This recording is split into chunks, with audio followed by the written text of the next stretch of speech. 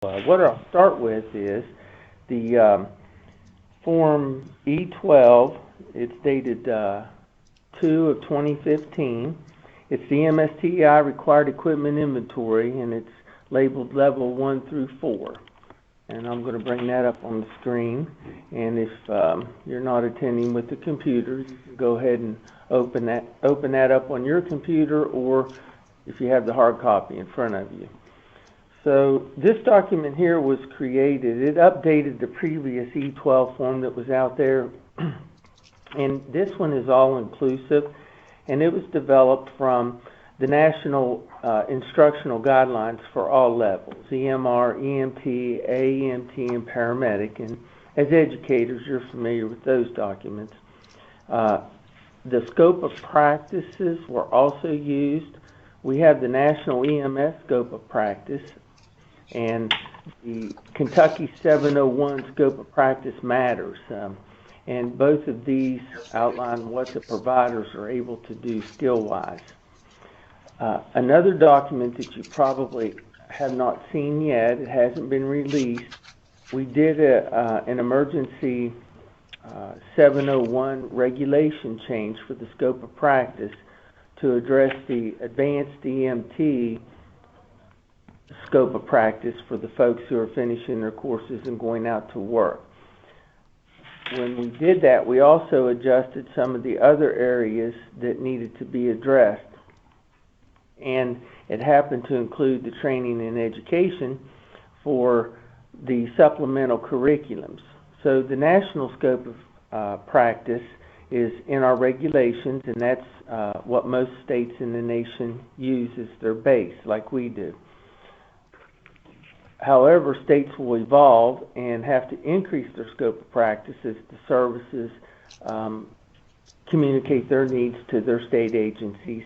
And then what happens is the providers are granted additional skills or an increase in their scope of practice at the state level. And that's normally addressed in the regulations that the state has. And that's what Kentucky did. And I'm going to bring up the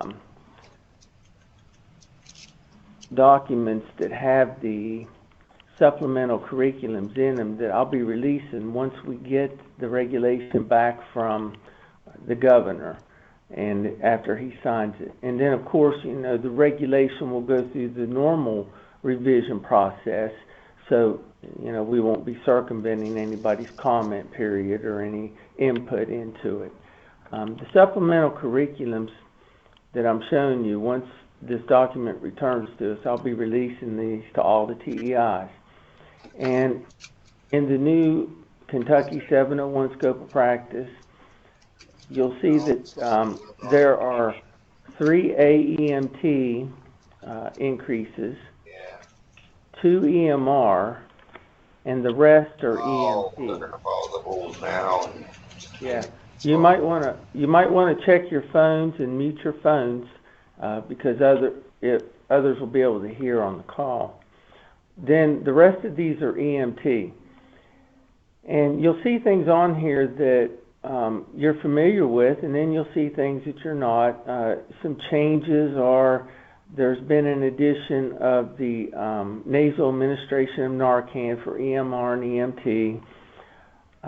However, these other items, I believe, were already in the regulations before and may have been addressed in the previous 2003-601 regulation as service level type trainings. So to tie all this together to make sure that we have consistent training to go along with the increase in the skills and scope of practice for each of the provider levels, I was asked to create the supplemental curriculums. And I followed the same guidelines that we're using pretty much now in the new curriculums. And that is providing you with the objectives and then letting the educators teach it based on that. So another thing that I did is I researched these objectives with the national curriculum using all of the textbooks that were available. And if you didn't know, each textbook by different companies use the same objectives because they're national curriculum objectives. So what you'll be able to do is to find these exact objectives in your advanced level instructor resource kits or textbooks that you have, and then you just simply pull that out and teach that to the basic level provider. And these will be required to be taught during the initial courses. So then folks will have asked, well, what about the ones that are already out there? Well, most of those have had some training at the squad level because of the 2003 regulation that required it. However, I'll be recommending that the services and TEIs take these supplemental curriculums and then start teaching those as continuing education to these folks at these different levels. And then that way we'll be sure to pick everybody up who might have fell through the cracks here earlier with this scope of practice. So I wanted to explain where the equipment list came from, because there's additions to the lower level TEIs because of our increase in these basic provider level scope of practice. And if you were looking at this, you may have wondered that. And of course, I put the regulation in there that governs this, and it talks about the TEIs assuring that the physical resources are adequate and available for the number of students that you have. You'll notice that I didn't put numbers on this because I felt that the TEIs could manage this themselves based on their student size or classroom sizes. However, in the future, if we need to, we may need to add numbers to this. But for now, there are no numbers. I'd leave that up to the TEIs. And also, we realized that folks that may not have this equipment, and they can't just find money out of the air, they have to budget it. You can get an agreement with someone that has it, and that will be acceptable for a piece of equipment if you don't have it right now until it can be budgeted. You can purchase that. So, does anybody have any questions on the E12 form, the required equipment inventory? Mr. Andrew, this is Bill West at Nucor, Gallatin Steel. Yeah. Just a question about the lease or agreement. Is there, do we just check that box, or is there some kind of confirmation or copy of the contract or whatever we have to supply? Yes, you would check that box, and then in the worksheet, the section 5.7, let's see, section 5.7 on page 3 of the E35 form, the pre-inspection worksheet, it's addressed there to submit a copy of this document that you did in-house, and then that's where you would also attach your agreements that you have with somebody for a piece of equipment.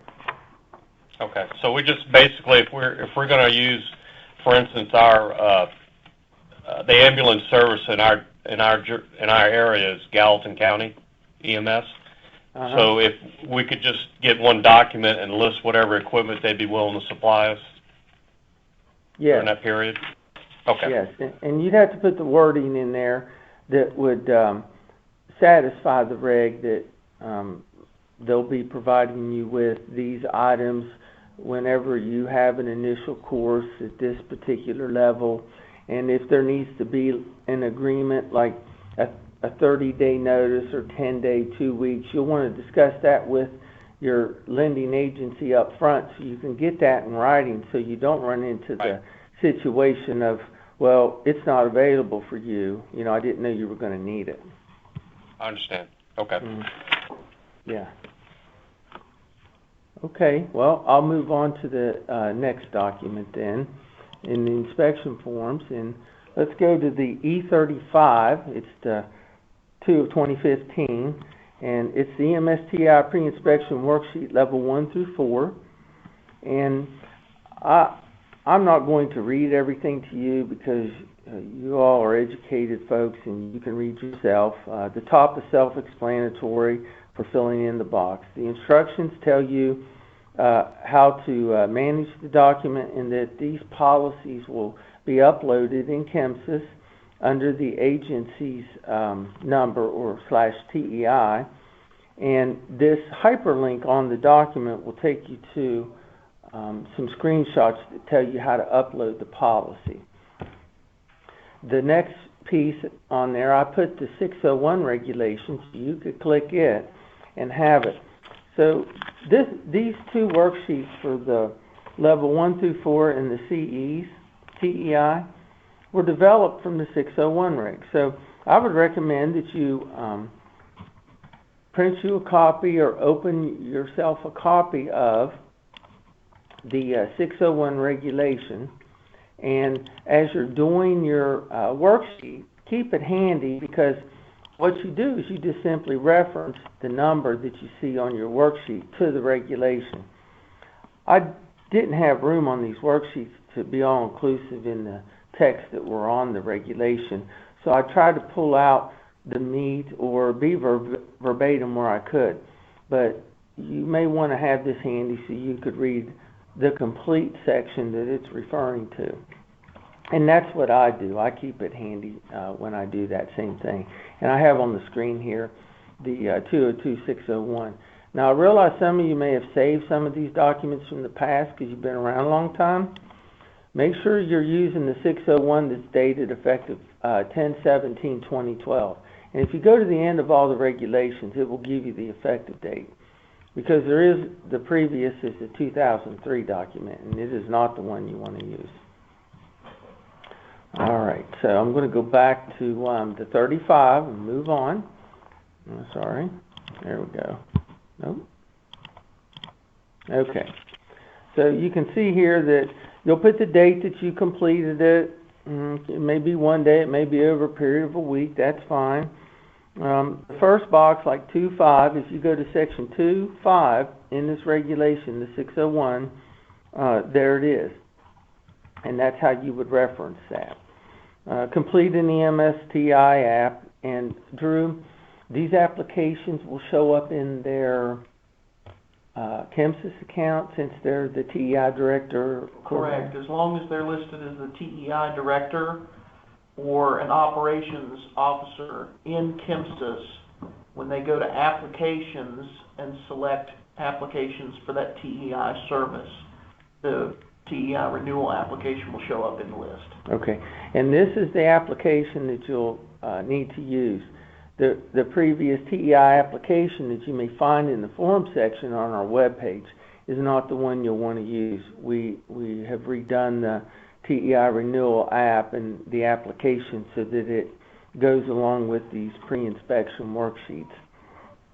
And on the application, you'll be required to answer a question, something like, I have completed the TEI worksheet and attached and uploaded the documents that are required. And you'll have to do that before you can pay, because the radio button will require you to answer yes, and it won't let you go on if you answer no. And I did have a question from a couple TEIs before this call over the past 2 weeks, and mainly they were from large or government institutions, agencies, where they have to go through a PR process. And they asked, well, can we complete this, just say, mark on the application that we've done it and uploaded it, but so that we can pay and get our purchase request put through. And I said, well, if you do that, you need to email me and let me know that that is what you've done, because when I go in to do the desk review on these, then I won't find a document, and then I won't process it. So just email me if you're in that situation, and that you'll put this document in as you get it done. But most of them have said that they'll have the document done, within a matter of a day or two of that. So we go on and we look at proof of registration with Kentucky Secretary of State. That is a link to the Secretary of State's website. And clicked it. Does it open? So you should be able to click that, and it'll take you to the page where you can enter in here a name, and you can find the registration. Now, if it's a government organization, city, county, they're not required to register. However, I do know there's TEIs and agencies that there may be the name of a county on the door and on the vehicles. However, there's some kind of a private organization involved with that is required to register with the Secretary of State. So make sure that you know exactly how the organization is set up, so that if it's one of these, you would go ahead and find that private, nonprofit, profit entity and include it in this upload. And if you're exempt on a Word document, type it like a memo or letter that your TEI is exempt because your city, county, state, whatever it is, and the director or the coordinator or someone should sign that, save it as a PDF, and then just upload it to the section there in the policy classification. The org chart, that's pretty self-explanatory. It tells you who needs to be on it. Now again, these are from the regulation. None of these are made up or added to. These come straight from the regulation. If you're level 4 TEI, then you'll deal with 3.3. If not, you check mark the box and go on. You put the location that you're displaying your certificate on page 2, 5.1. This is record keeping. Submit a copy of your course record retention policy under 14.2 and upload it to these policy classifications that's in the KBEMS. 5.3, a copy of the annual accreditation report. If you're not a 4, you just check mark the box. 5.4, conduct an annual review. I've got a lot of calls on the annual review that, and they haven't been doing them, and that's the calls, which, isn't fine. However, it's being addressed now, and they will be doing them, and they've asked, well, what is an annual review? And it's listed in here. It should have all the stakeholders involved, medical director, instructors, the coordinators, and programmatic issues are discussed, and any improvements or changes that are made. Document the meeting and upload the minutes to it or the proof of the meeting. 5, 5, and 6 needs to be signed, and the regulation requires that. 5, 7 on page 3, physical resources. That ties back into the E12 form. So this is where you would upload the E12 form and any agreements or leases that you might have with a piece of equipment. 5.8 on page 3, maintain privacy of records, goes into 5.9, talking about complying with the state, federal laws for privacy of records. And anything in red you can see on here, submit a copy of your privacy of records policy. And I know that some folks have a book that's all-inclusive, and I would just ask that you just pull that out of it and supply me with just those pages that we need and put them into that particular upload. 5.10, a clearly defined admission policy and procedure, goes into 5.11, and it describes all of the components of that. One thing it talks about is providing the KRS that talks about citations or where someone can't obtain certification up front, felony convictions, and other things that might be in there. that they have access to this and they're told up front about it, so that they don't take the entire course and then when they come to get certified, we deny them a card. That's pretty painful to them and causes big issues. And that's probably why this was in the regulation. So make sure that that's part of that and that that's gone over with the student. And if they have any questions about eligibility, they should contact the KBEMS office here, and then we'll answer those questions for them. But while we're on this one, I also want you to remember, as an educator, you need to refer back to the regulation for the particular level that you're working with, and I'll show you an example here on the screen. So what we're talking about is what would prohibit someone from being certified by KBEMS as an EMR, EMT, AMT, or paramedic. So if you're doing a course, you'll want to go also to the regulation governing the course. So I'm in regulations in the KAR under EMT, it's the 301. Section 1, EMT student eligibility. The TEI needs to make sure that they check these before the person is enrolled into the course to make sure that they don't get any false promises. Section 2 is certification requirements. Now, someone can take the course and say, hey, I don't want to be certified, I still want to take the course. That's fine. But they would need to meet Section 1 to take it. Section 2 is the certification requirements, and they need to know these, but not everybody has to be certified that takes the course. So just because someone's not going to be certified doesn't mean that they can't attend, but you do need to check those student eligibility requirements, because I'm working on some things about first-time pass rates that are going to involve the student eligibility and tie it directly into the TEIs to make sure that we're covering that. So on page 4, we flip over at the top, 512, establishing written policies and procedures that go into these areas that are bulleted, and just simply upload your documents there. 513, that you have your clinical rotations and your students identified, and upload that policy. 14, the chief administrative officer and what they're responsible for, and then you simply put their name in there, and there's nothing to upload. 515, level 4 TEIs only, they're to put their paramedic course coordinator's name in there. 516, on the top of page 5, TEIs 1 through 4 shall maintain a first-time pass rate of a 50%, and that's for all levels, EMR, EMT, AMT, and paramedic.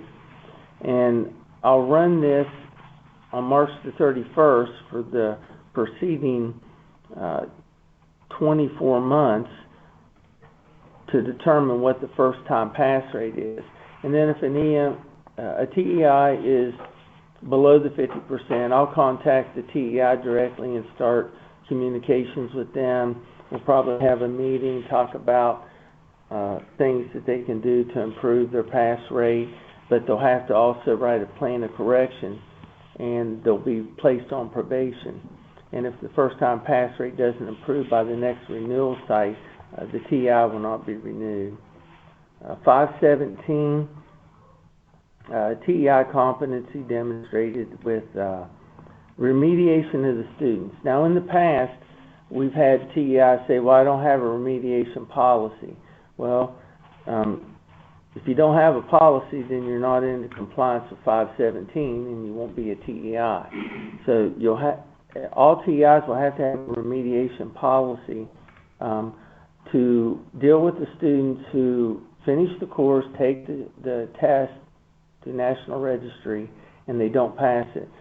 I get a lot of calls and correspondences with students who, after they've taken their course, cannot get the TEIs to work with them at all to help them with remediation or future testing. And Kentucky's first-time pass rate for the National Registry test is very low, and we're working to get that up. So I'll show you a document here. We're going to post this on the website. Let's see. I might be in the wrong folder.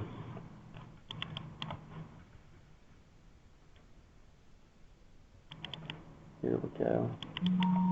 Okay. And National Registry supplies us with this report, and it'll be on the website.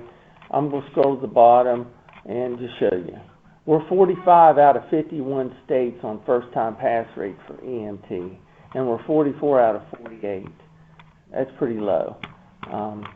So we need to work on getting that up, and that's where all of this ties into.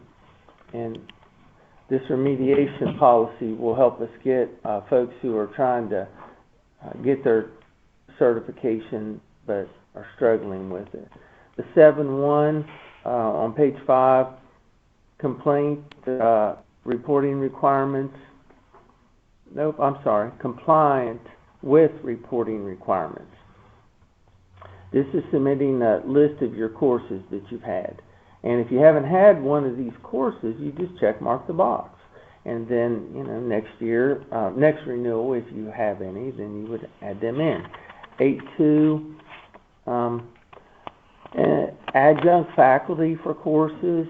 This is requiring you to list your adjunct faculties that you've used in the past with the courses and upload that list. And if you haven't used any, you check mark the box. Let's flip over to a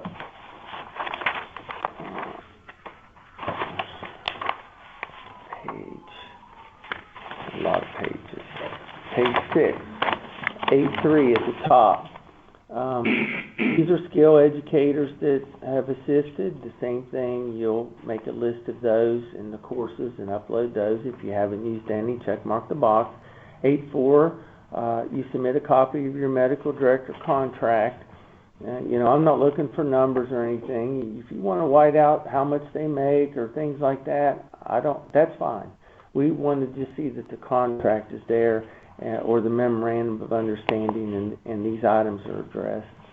8.5, contractual affiliation agreements for your clinical rotation sites or an MOI, and you would upload them. 8.6, faculty contracts for your clinical rotations that you would need to have agreements with these individuals who are performing this.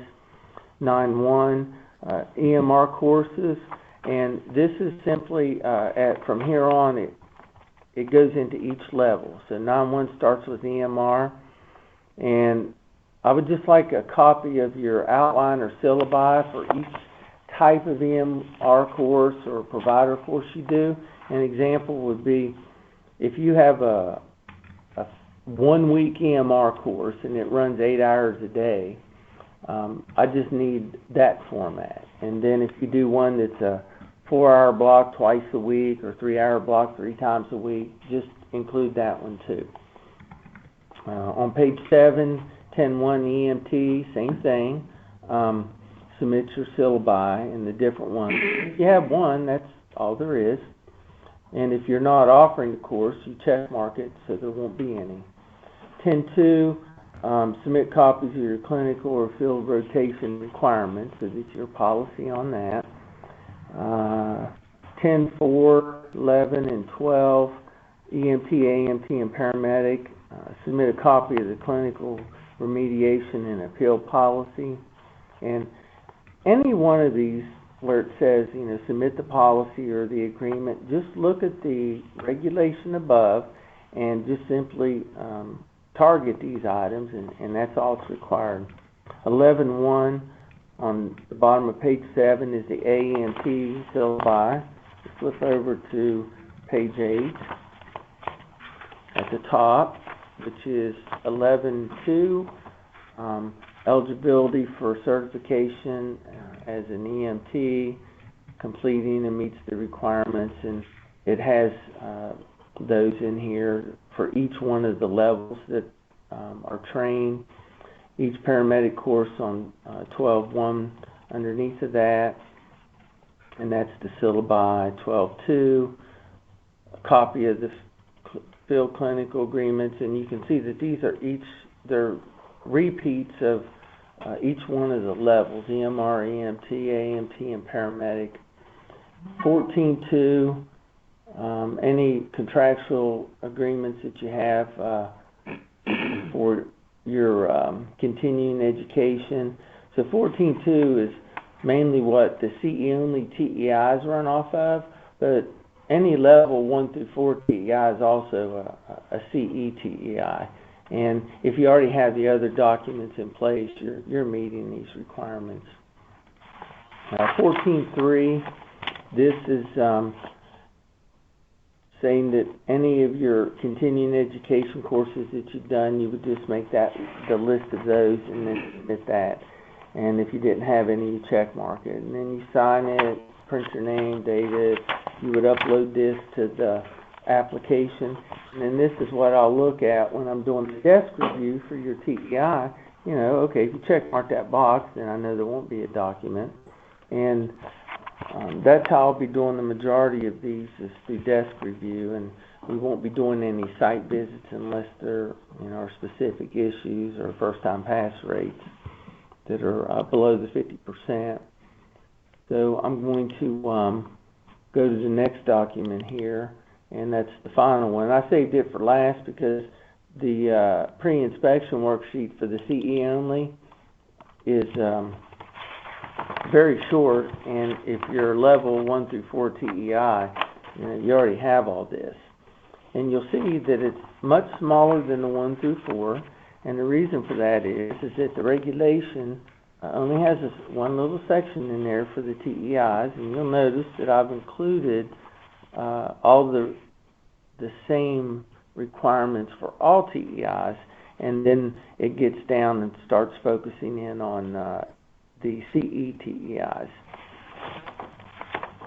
There is no service agency inspection sheet. That falls under the 501, and the Director of Operations, Paul Phillips, and his inspectors, when they do their inspections, if you have a service, they check for the sentence or two that's in the 501 requiring a policy on continuing education and some other documents.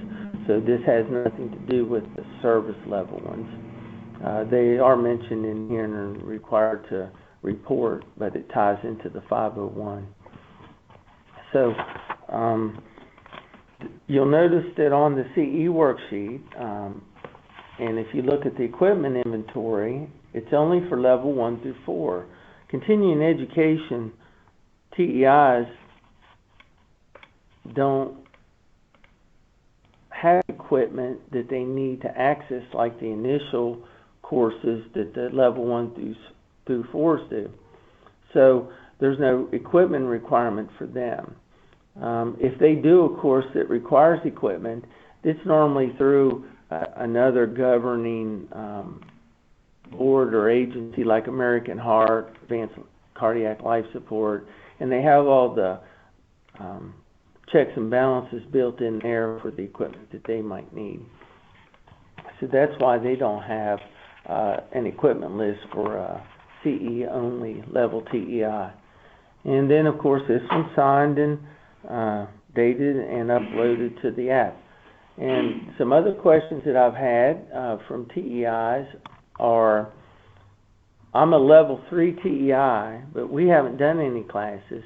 I just want to be a CE TEI. That's fine. If you send me an email stating you want to downgrade, I take that, attach it to your campus account, and I turn you into a CE TEI, and you ignore the level 1 through 4 sheet and you use the CE sheet. If you're wanting to upgrade, another question, I'm a level 2, I want to be a level 3, can I do this during this process? Yes, you can. You would just fill out your level 1 through 4 like you normally would because you're a 2, and you indicate that you're wanting to upgrade to the level 3, and then you would email me as well and let me know that. Then I have to do a site inspection for an upgrade. So that's the processes for that if you're renewing. So I'm going to end mine and let you all ask your questions if you have any. So let them rip.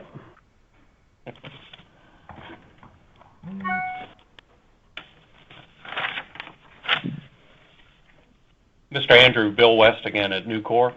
Yeah, Bill. Yes, sir. It was our intent. We haven't done an initial training class in over 9 years here, so it has been our intent just to drop down to the CE only. Yes. So the way I understand it then is I send you an email. Is that correct? Stating that we'd wish to drop down to CE only, and if we do that, the equipment resource list is not required any longer. Is that right? Correct. Yes. Okay. And then I will make that change in the system, and you'll complete the CE worksheet, and it's done. Okay. All right, very good. Now, when my application that I'm currently going through now, is that changed at all, or should I wait till after that's done? Because I've already started it, but should I stop? That won't change. I believe the radio button for that is fixed based on what you are now, and you can't change it. Yes, it is. Yeah. Right. So these communications we do will correct that, and then that way I'll know when I go in, I'll change it on the spreadsheet when I do my desk reviews, and then I'll know not to be looking for levels with you, but a CE. I understand. Okay.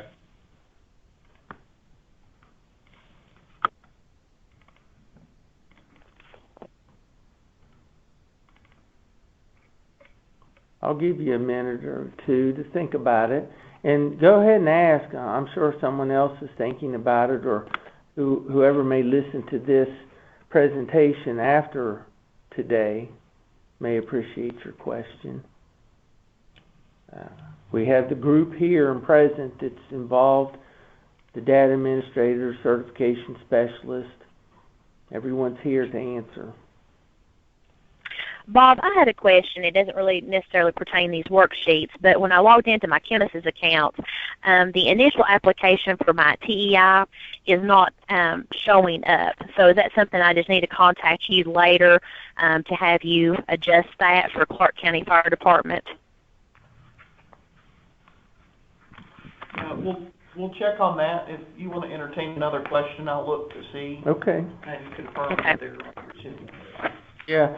And what we did is we restricted that application to only the TEIs who are up for renewal, to keep folks from clicking on it by mistake. So we'll double check to make sure that you should be able to see it. Okay, our TEI is up for renewal at the end of this month. So, and I should be listed, I think, to where as you had discussed earlier in the meeting, to where it should have pulled up, but it did not the other day when I checked it. I'm checking on it now. Okay, thank you very much. Yeah, and that ties into another frequent flyer question that we get here is folks from the TEIs will call in and say, well, I'm trying to change this, well, it won't let me do this, and I can't do an app. You have to have certain permissions that are granted to you in the system so that you can do certain things, and they're kind of leveled. So if you don't have the permissions to do a course or an app, then it's not going to let you. So, well, Bob, I don't know if, I'm sorry, I didn't mean to interrupt you. I don't know if you had remembered a few months ago I had actually came to your office and we had kind of adjusted some of those things for Clark County Fire Department. So that's why I was just kind of curious. We had adjusted some of the personnel on there to be able to do that. Yeah. Yeah, and then the others, that's the same thing you would want to do would be check your TEI frequently, especially when you have changes in personnel, and make those changes with us so that it reflects what's currently out there.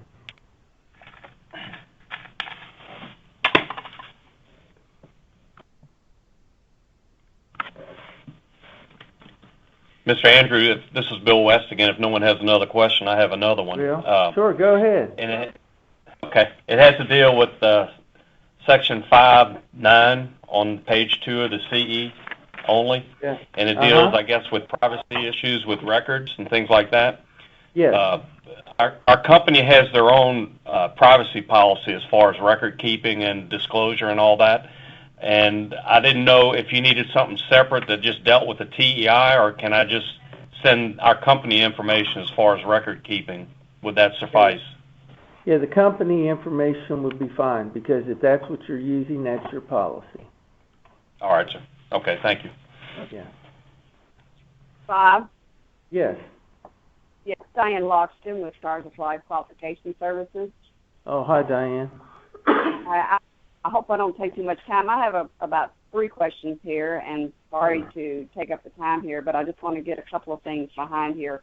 One was relating to a question earlier. When I upload documents at the end of a class for my students, I can click on and the drop-down box will come for Stars of Life. However, for some reason, everything I ever upload goes into my personal login. We cannot get it to go to the Stars of Life site in order for it to upload. I know Brooke has tried to rattle her brain too, bless her heart, to try to figure out what's going on with it. But I'm going to try it when it comes time to start uploading these and see how it does. But before I get too far into it, I may call you just to see if someone can help me work through that. Sounds like the issue is when you upload the documents. They have to be in an application. That's correct. That's where I was going, is if you just upload documents when you're logged in, it does go to your record. You have to go click on Applications and then select the Stars of Life service and select the course summary application and attach the documents to that. Inside the application. That's correct, inside the application.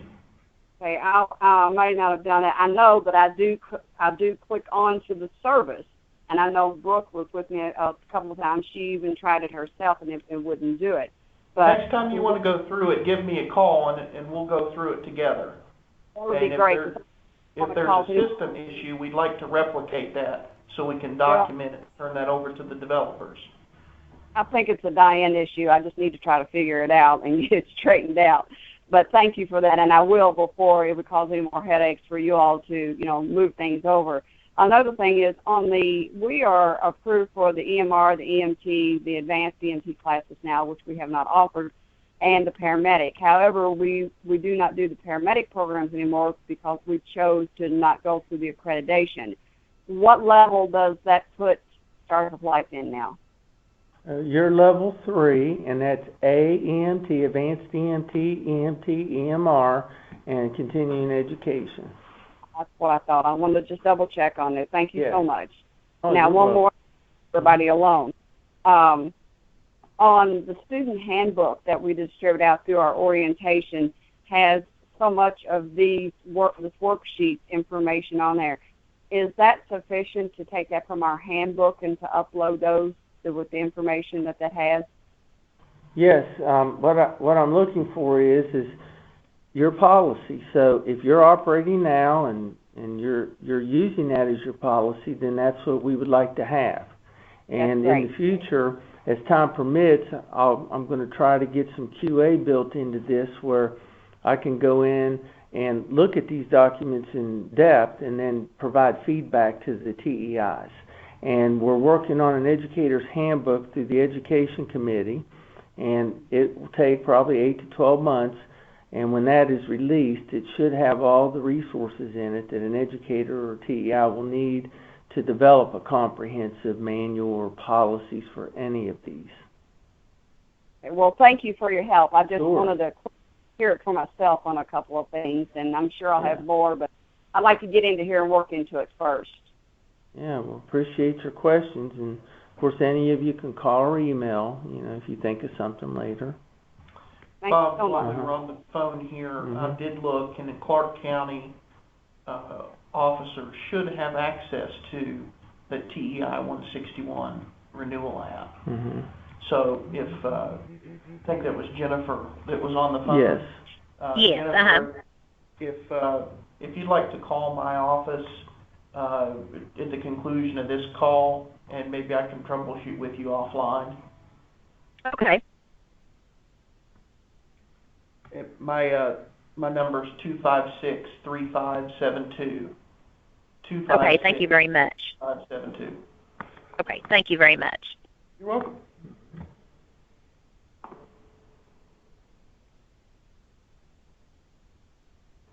What about anybody else have any questions?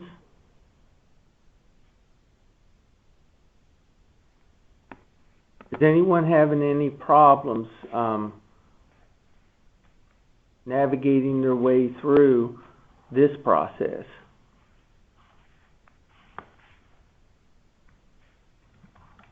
Okay, well that's good.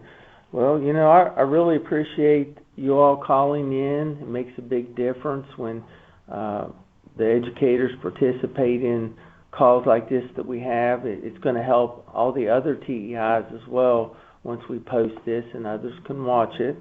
And if you have any other questions, you can email me or call me and we'll help you work through it.